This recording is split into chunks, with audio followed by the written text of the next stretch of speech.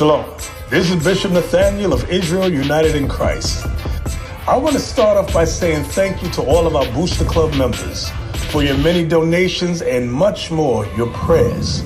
We visited faraway countries and strange lands. We've even spoken to dignitaries and were detained for spreading the glorious gospel in Cuba. The truth is that the descendants of the 12 tribes of Israel were scattered throughout the world. Help us on our journey as we continue to raise up the nation of Israel. 12 tribes worldwide. Join or donate today. Shalom.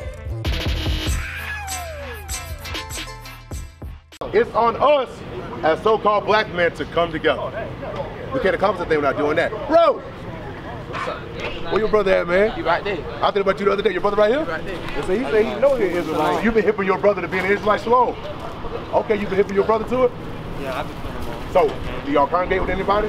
Nah. Nah? Have you ever thought about doing it? I ain't gonna, yeah, sometimes. Yeah. I think about it sometimes. It just be like, I don't know, man. Look at Hebrews 10:25. I want to encourage you. Now, I'm not saying you got to do it with us. Yeah. But in order for us to be more successful than we can by ourselves, eventually we got to find somebody to link up with. And we're going to read that type of idea and principle in the Bible. So I would encourage you, do your due diligence. Don't rush into dealing with nobody. Because you got to figure out where they at first, what they about, and if you're going to be about that. Because birds of a feather flock together, right? Yeah. How can two walk together unless they agree? Right. So do your due diligence. But I'm going to encourage you, find somebody. Read what you got. This is the book of Hebrews, chapter 10 and verse 35. Chapter 10 and 25. Chapter 10 and verse 25. Not forsaking the assembly of ourselves together. Not doing what? Not forsaking. Not forgetting, not overlooking, not considering important enough. Read. The assembly of ourselves together. Come on. As the manner of some ill. Because some people don't consider that very important.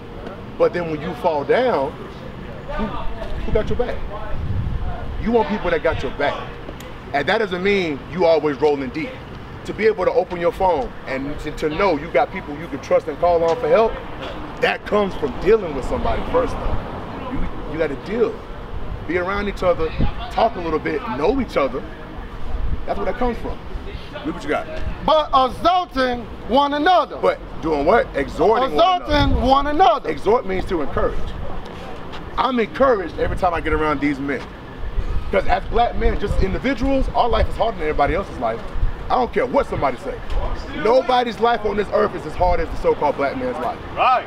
So in order to not drown myself in depression, in anger, in sadness, eventually I got to get around other men who we are going to encourage each other to stay strong, who can give each other advice on how to overcome the challenges we deal with. Because don't nobody else care enough to do it.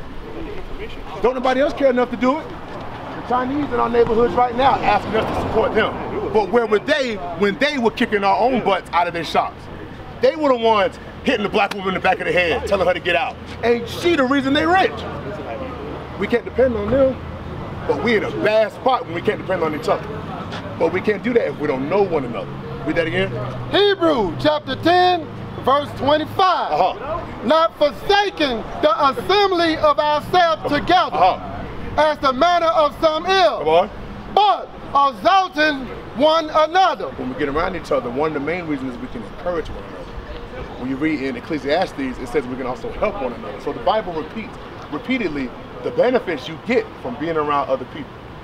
So, have you looked into anybody to congregate with? Because I know you and your bro deal, but who else? I ain't really looked into it. You ain't really looked into it? Have you ever heard of Is United in Christ, who we are as an organization? I heard about that. All right, so Is United in Christ, we teach that the so-called Blacks, Hispanics, and Native Americans were actually the children of Israel according to the Bible. That's right. And we teach that the main solution to our problems is for us to start coming together. At first, it starts at the family level. That's a beautiful thing that your brother is hip to this and you're the one hip to it. Nobody in my family is hip to it. I wish I had that. But in lieu of that, I've got these men right here.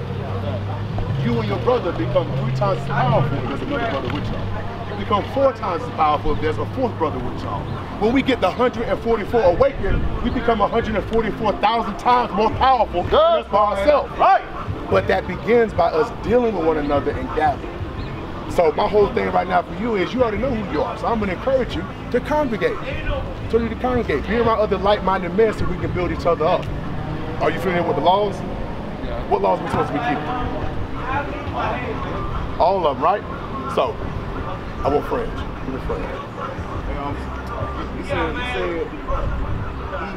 he don't believe in the Bible because he feel like the white man tampered with it. Oh, okay.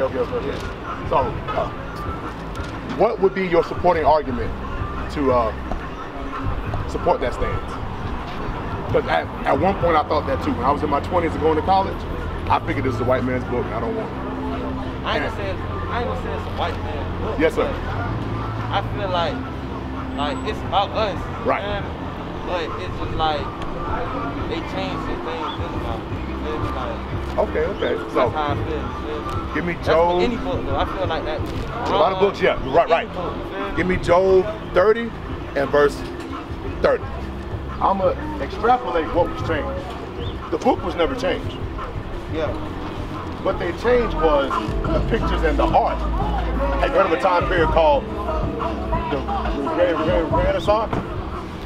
Yeah, I heard of it. During the Renaissance, one of the major objectives was to whitewash all the black images that we had spread across the earth. I knew about that. The art has been changed, 100%, but the records have not been changed. Yeah. The records have not been changed.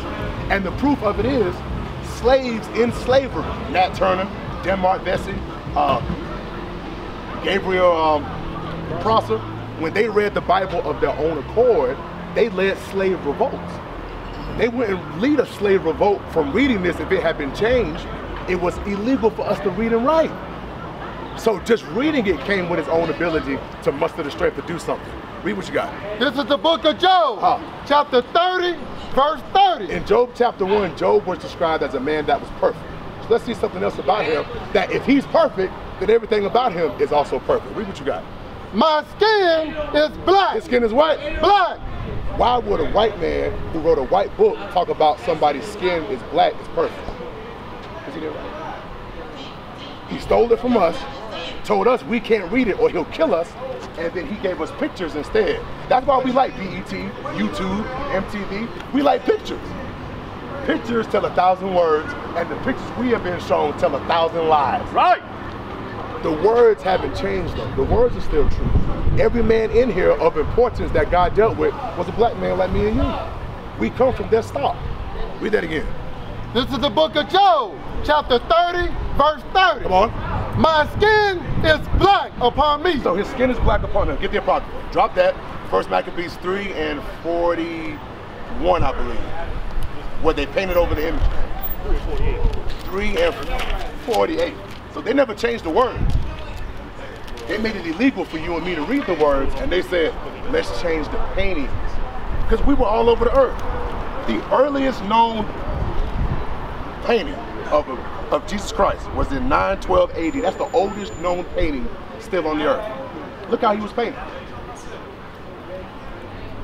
So now we get to the Renaissance. How did we get this picture? Because they hid that picture and painted a different one. Read what you got. This is the book of Maccabees. First Maccabees, chapter 3 and verse 48. Come on. And lay open the book of the law. So they opened the book of the law, which is our book. They got it from us. Read. Wherein the heathen. The heathen, meaning anybody who's not Israel. Heathen just means somebody who can't say they descend from God's chosen people. Read. Has sought to paint the likeness. They sought to do what? Paint the likeness. To do what? Paint the likeness. To change the words. Paint the likeness. The only thing they changed for true is the paintings. Right. They never changed the words. All the prophets are still described as black. The words in here still say black. They changed the paintings. In my grandma's house, she had paintings of white Jesus. She never had a Bible that said he was white. In the church I grew up in, they had the stained glass on the windows that showed a white Jesus, but they never showed me in the Bible that he was white. So we've learned incorrectly from the paintings. We got to start reading again. This book is us from front to back. Give me Acts chapter 13 and 1. 13 and 1. So we got in the old, Job described himself as black. In the New Testament, we're still described as black. Niggers in the Bible, did you know that? Nigger, that word is in the Bible. We're gonna read it for you. Acts chapter 13, verse 1. Acts chapter 13 and verse 1. Now, there were in the church. There were in the where? In the church. So we're describing the people that were in the church in the beginning of the movement. Later on, white people, red people, Caucasians infiltrated and started changing stuff. But in the beginning, we were the ones there. Keep reading. Now, there was in the church, that was at Antioch, at Antioch, read. Certain prophets, Jeremiah, everybody reading the scripture is a prophet. So certain prophets of the Bible, read. And teachers of the Bible, read. As Barnabas and Simeon, that were called Niger. They were called nigger. N-I-G-G-E-R. It's spelled with A-G in the Bible. They were called nigger. What does nigger mean? What is that? It means black. It's Latin. It's a Latin word that means black. That word means black. Why were the teachers and the prophets of the Bible called black? Why do you think? I don't know, you tell me, I'm learning this, bro. I grew up, when I was going to school, we had a guy who was so dark, his nickname was Black. Why do you think we gave him that nickname? Why do you think these guys had a nickname called Black? Because they were dark. That's right. We've always given each other nicknames. Nicknames is all out the Bible. People have several names throughout the Bible. That's a black thing for us to give each other nicknames. These prophets were still known as being black because that's how dark their skin was. Like today we might be like, man, you purple black. The brother ain't really purple. I'm saying that because of how dark his skin is. At this time, the teachers of the Bible were still obviously known as being black. Some of these men were so dark, that was their nickname. Read that again. The book of Acts, chapter 13 and verse 1. Come on. Now, there were in the church that was at Antioch, certain prophets and teachers. Teachers of the Bible, read. And Barnabas and Simeon that were called nigger. That were called black because our skin was so dark. Give me Revelations 1. You get the image of Christ. Yeah, one more bit, bro. I got to Okay, yeah. So we're going to read this last one because you already got an idea that you come from Israel. And I want you to revisit this book because the names of Israel are only found in one book. And it's that one. So if a name here is true, then the material I get the name from is also true. And what I got to do is tell the difference between the words and the picture. We've been given lies in the picture. We got to go back to the words for the truth. We used to scream black power while Heron was pushed. But at the end of the day, nothing's in vain. IUIC has been given a vision. The tents of Judah has risen. Many has attempted the mission, minor murmuring, omitting, and missing the mark. Just reading that he had the flame of fire in his eyes gave us the spark. We on Paul's mission. We out on the road, purple and gold, from Mexico, Cuba, Haiti, Ghana, Sierra Leone. 144,000 boots banging, concrete crackling. These are our men repented at heart. The scriptures is proof. IUIC, we deliver the truth.